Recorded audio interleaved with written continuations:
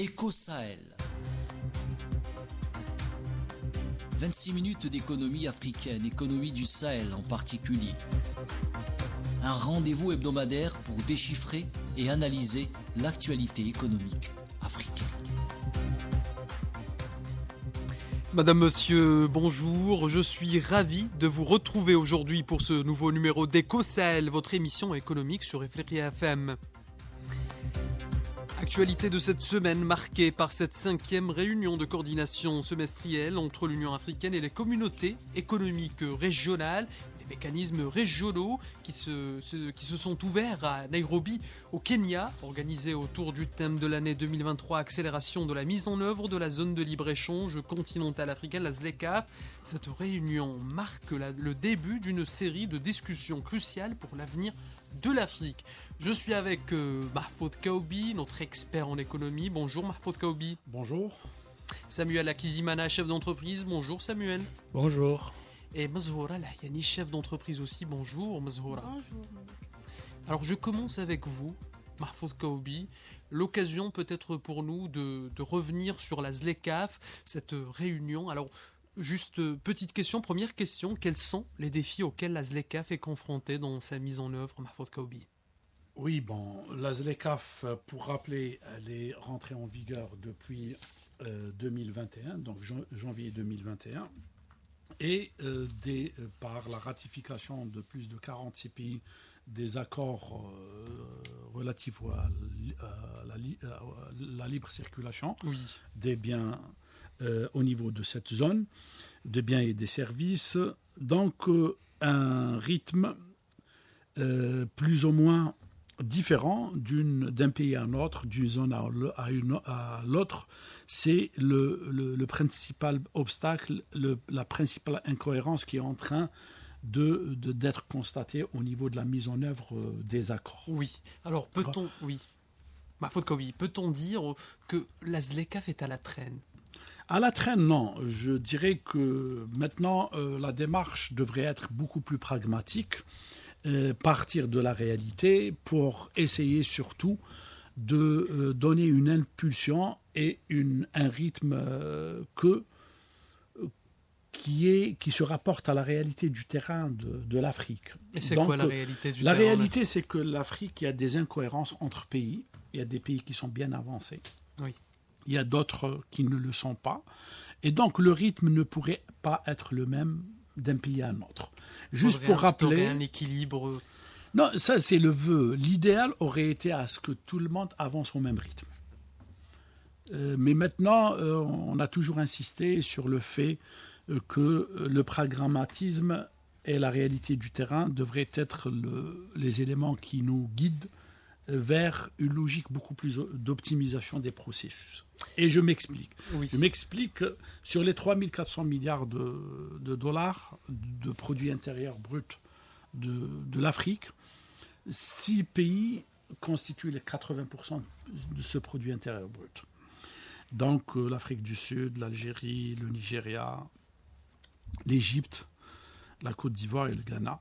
Donc, c'est les principaux pays qui tirent la locomotive. Donc, il est tout à fait normal que le rythme de développement, le rythme de maîtrise des processus n'est pas le même au niveau de chaque pays. Maintenant, essayons de travailler de façon pragmatique, donnant aux pays qui ont une avance la liberté d'opérer et d'avancer.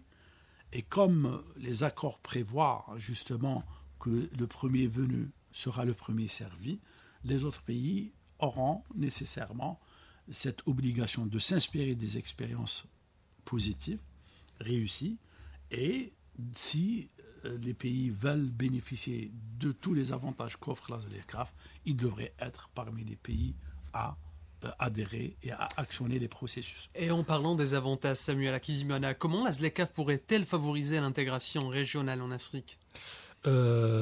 C'est une très bonne question et ça demande une réflexion. Et on peut se poser cette question, mais on sait déjà que la ZLECAf doit faire une chose qui est importante, c'est la promotion du commerce intra-africain. C'est-à-dire que déjà, nous savons qu'il y a différents défis, comme M. Kabi a pu le dire, la diversité économique, dans le sens les pays ne sont pas au même décret de financement, en quelque sorte. Ils ne sont pas au même rythme, etc. Donc, il doit y avoir cette promotion de la commerce intra-africaine. Et non seulement ça, mais il doit y avoir le développement des chaînes de valeur régionales. Parce que c'est important. S'il n'y a pas ces facteurs qui sont mis en avant, s'il n'y a pas ces développements des chaînes de valeur, et non seulement s'il n'y a pas aussi la promotion de l'investissement intra-africain, ça va être toujours à la traîne. Mais il y a plusieurs volets qu'on doit mettre en place, et non seulement ça, les favoriser pour que cette région, parce que nous savons l'importance qu'il y a de la ZLECAf pour tout notre cher continent qui est l'Afrique. Mais pour ça, ces chaînes de valeur, ces promotions de commerce intra-africain, etc., doivent être mises en avant. Pourquoi ? Parce que les autres aussi ont besoin de ça. Et non seulement sensibiliser. C'est dommage de voir que ce n'est pas tous les pays, même s'il y a l'intégration de tous ces pays, ce n'est pas tous les pays qui contribuent à la ZLECAf. C'est dommage. Parce que si nous savons l'importance qu'est la ZLECAf pour l'Afrique et pour tout ce que nous voulons pour l'Afrique, même avec le slogan de l'Union africaine, l'Afrique que nous voulons, si nous voulons une Afrique développée, si nous voulons une Afrique avec des échanges économiques, on doit tous s'entraider. Ouais, nous devons s'entraider et nous devons prendre nos responsabilités. S'il y a des cotisations à faire, nous devons le faire. C'est dommage de voir que c'est seulement 5 pays qui tirent la locomotive qui est l'Union africaine. C'est dommage. Ça montre, dans 46 pays, imaginez qu'il y a 5 pays qui tirent la locomotive. C'est dommage. Ça montre qu'il y a le côté responsabilité qui n'est pas mis en valeur. Il y a cette responsabilité que nous laissons aux autres personnes. Donc nous devons nous réveiller et que tous les pays membres doivent contribuer, etc. Mazoura Al-Hayani. Oui, en fait... Vous êtes d'accord avec Samuel ? Bien sûr que je suis d'accord. Il y a un manque de responsabilité. Ah oui, enfin, plusieurs pays africains maintenant, ils ne prennent pas leurs responsabilités en main. Et d'ailleurs, c'est pour ça, comme M. Kaoubi l'a signalé, il faut donner à chaque pays africain la possibilité de briller. Je dirais que aussi il y a un défi auquel on fait face, c'est qu'il n'y a pas la protection intellectuelle des produits des pays africains dans la ZLECAf. Par exemple, si l'Algérie a un produit, l'autre il peut copier et puis on va aller où ? C'est pour ça, je crois, c'est la raison qui a poussé le Nigeria au début à ne pas contribuer à rentrer dans la ZLECAf. Et c'est dommage. Et il y a plusieurs défis comme l'infrastructure et tout ça, n'en parlons pas. Mais ça représente plusieurs avantages économiques. C'est l'intégration économique qui va favoriser toutes les économies des pays africains. Mahfoud Kaoubi, concrètement, que faut-il faire pour faire bouger les choses maintenant ? Pour revenir à ces obstacles, je dirais que les rythmes que certains pays suivent pour l'identification des listes relatives aux positions tarifaires est relativement lent et se traduira par des négociations qui vont durer encore plus de temps pour que cet espace soit le plus élargi possible. Parce que la chose, au jour d'aujourd'hui, on est dans la situation suivante. Les pays ont signé les accords. Les accords ont été ratifiés par 46 pays et 42 pays ont déposé et adopté. Quels pays africains ont été les premiers à ratifier l'accord de la ZLECAf ? La ratification, on peut citer. On est 46. On a l'Algérie, le Nigeria. Mais c'est une ratification. La ratification, je vais vous dire l'Afrique du Sud, il y a le toujours ces mêmes pays Non, ce n'est pas les mêmes pays. La ratification des accords, on est déjà sur les aspects juridiques et les premières phases. Les plus importants dans la mise en œuvre des accords de la ZLECAf se rapportent surtout par rapport au dépôt des listes des biens et des marchandises. C'est ça la chose la plus importante, parce qu'au-delà des intentions, au-delà de la prédisposition, c'est des éléments techniques surtout, d'éléments techniques qui choisissent. Il s'agit de faire les offres tarifaires du commerce de marchandises et de les déposer au niveau du secrétariat général de la ZLECAf. C'est ça le plus important. Chaque pays est chargé d'identifier la liste des biens et des services qui rentrent dans les échanges, sachant que cette liste, les accords prévoient 3 niveaux de liste. Les listes qui doivent bénéficier de 90%, les 90% des biens et des marchandises qui doivent être ouverts donc, aux transactions et aux avantages tarifaires. Les 7 autres pourcents des biens et des services qui devraient être démantelés sur un horizon de 10 ans. Et puis les 3% des biens et des services qui vont prendre de temps en matière de négociation pour qu'ils bénéficient de la détarification. Donc la démarche au niveau de la ZLECRAF a été pragmatique.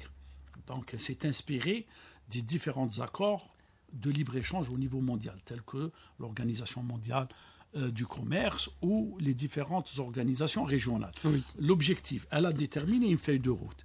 Au pays, chaque pays, donc il y a les protocoles que constituent les annexes de l'accord. Chaque pays doit étudier de manière précise et déterminer les marchandises, ces marchandises qui rentrent dans le cadre des accords et qui doivent bénéficier des accords de libre-échange. Ces niveaux ont été déterminés en 3 étapes. Un niveau de biens et de marchandises qui doit constituer 90%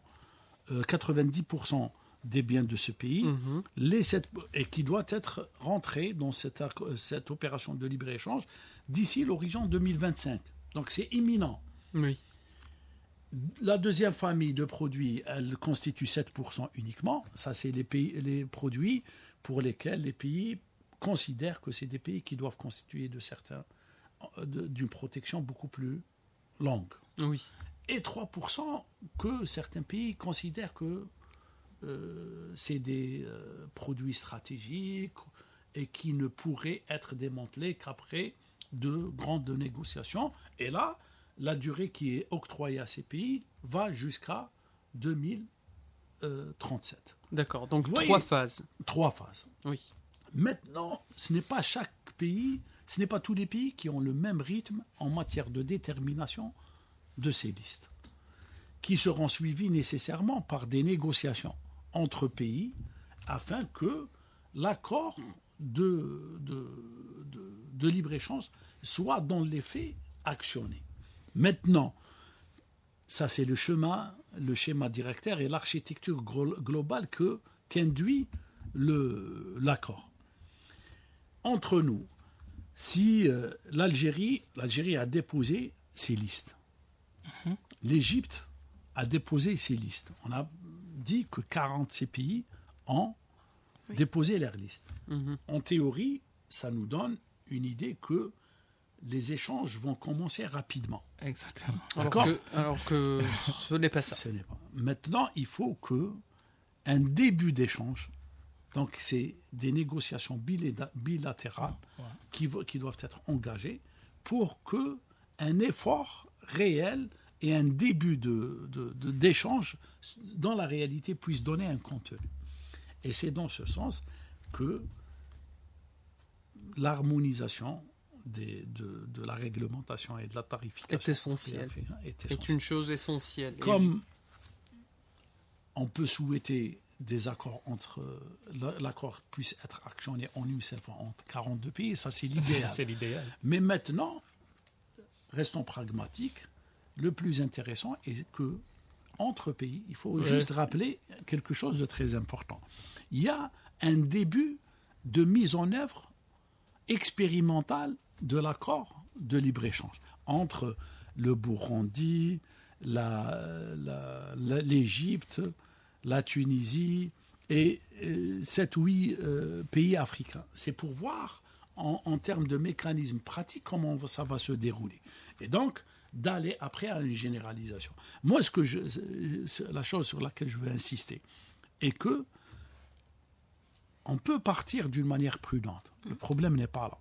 L'objectif est de ne pas répéter ou de se précipiter, rentrer dans des accords rapidement. Après, on va se rendre compte que ça n'a pas marché et on va avoir des pays qui vont se retirer systématiquement un après l'autre de l'accord. Ce n'est pas ce qui est désiré.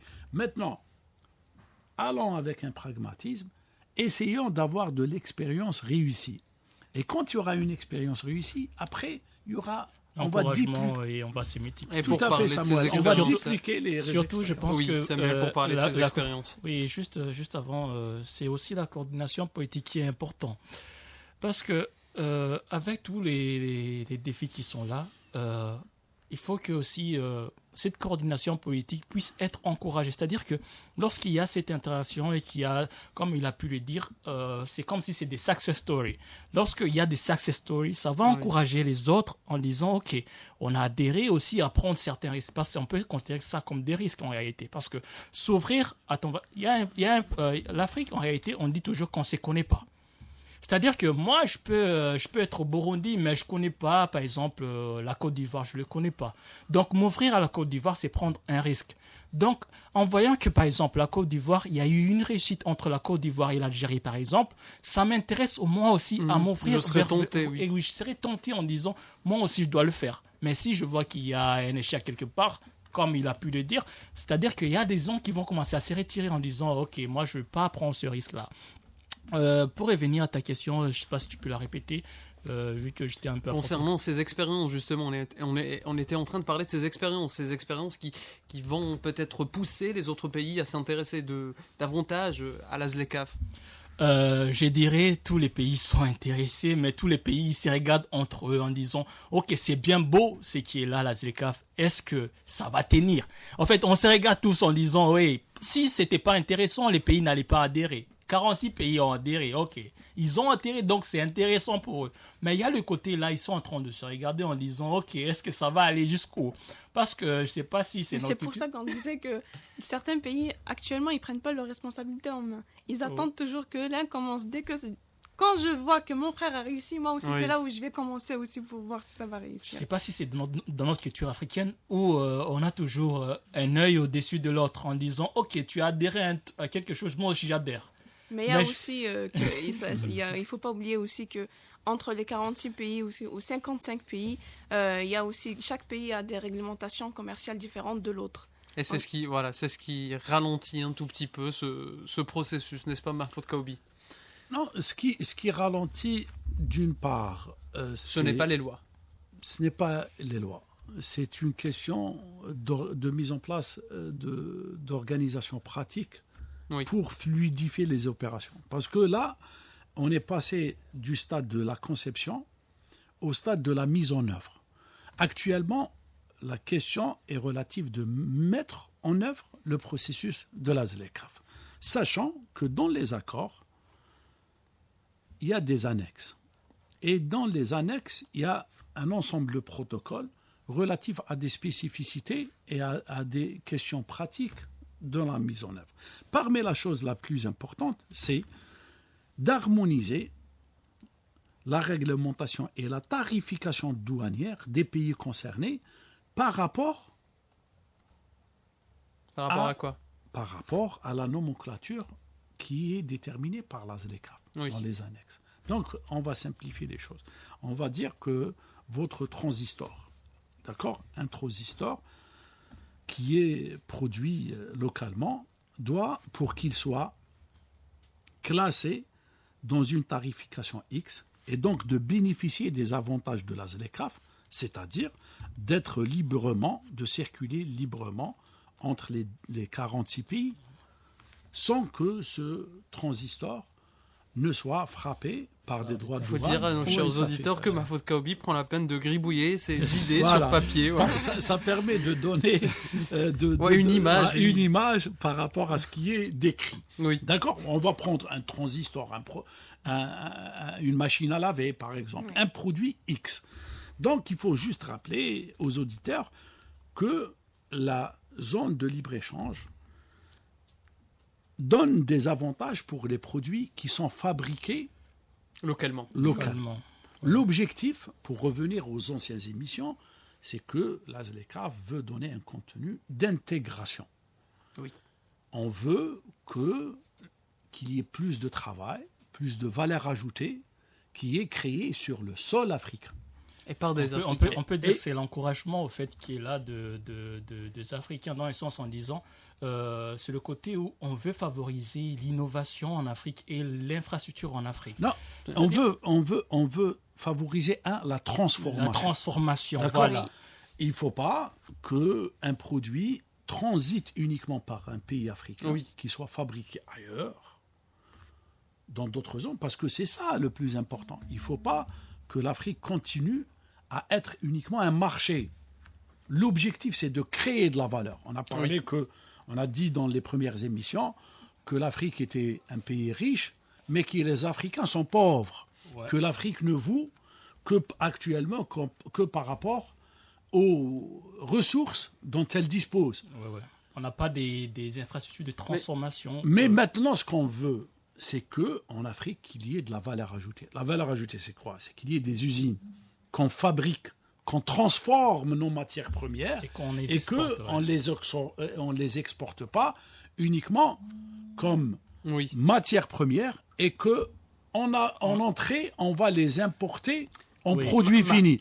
Donc, comme on parle de zone de libre-échange, ça veut dire que les biens qui sont déterminés vont être échangés entre les pays africains, entre l'Algérie et le Nigeria, entre l'Algérie et le Mali, le Nigeria, l'Égypte, etc., sans qu'il y ait de frontières douanières. Ça veut dire quoi, une frontière douanière? C'est qu'avant d'accéder un produit d'un pays à un autre, il va être frappé de droits de douane qui sont en moyenne de 30-35% et qui seront frappés de taxes. Oui. Donc, pour encourager le commerce interafricain, pour que ça ne soit pas uniquement des phrases, c'est bien ce flux de biens et des services qui ne sera pas frappé de droits doit correspondre à... Il doit honorer certaines règles, certaines conditions. Parmi ces conditions, il faut que le taux d'intégration, le taux de transport, dans le prix final, supposons que le prix est à 100, il faut que 40 au moins, ça soit de la valeur créée en Afrique. De la transformation. Juste pour ajouter juste pour ajouter sur ça, en parlant juste sur ça, ça me rappelle, il y a l'East Africa Community, la communauté de l'Afrique de l'Est, donc c'est économique. En fait, il y a ce principe-là, par exemple, ça regroupe plusieurs pays. On peut parler, il y a la Tanzanie, le Burundi, le Rwanda, la Tanzanie, le Kenya, etc. Le Sud-Soudan. Il y a ce principe-là, juste pour revenir, c'est à petite échelle, mais c'est le même concept, c'est-à-dire que lorsqu'un produit est produit au Burundi, par exemple, il peut traverser toutes ces frontières de l'Est Africa Community sans payer des taxes. Il n'y a rien, il n'y a pas de taxes douanières. Mais si c'est un produit qui ne respecte pas certains critères, comme il a par exemple, il a parlé de 40%, etc. Lorsque les 40% ne sont pas atteints, ces produits ne peuvent pas partir du Burundi au Rwanda sans payer certaines taxes douanières. Pourquoi ? Parce que ça ne remplit pas certains critères. Et en fait, c'est le côté, comme il a pu le dire, c'est pour encourager la transformation locale qui est là. C'est-à-dire qu'un produit qui est transformé en Algérie, en remplissant certains critères qui sont donnés, il peut transiter sur certains pays pour la favorisation de la ZLECAf. Mais si c'est un produit, par exemple, où 60% il est composé des matières qui sont importées, par exemple, des États-Unis, il ne remplit pas certains critères. Donc, ce produit-là, il sera soumis à certaines règles. Donc, c'est un peu ça pour dire qu'il y a ce côté-là qui est en Afrique, dans le sens en disant avec la ZLECAf, ça favorise la transformation. Parce qu'on s'est rendu compte, même à travers les émissions qu'on a pu parler, on a parlé sur la ZLECAf, on a dit l'un des défis qui est là, c'est-à-dire qu'en Afrique, on avait toujours ce côté-là où on prenait nos ressources sans transformation, on les exportait pour les importer. Pour les importer transformer.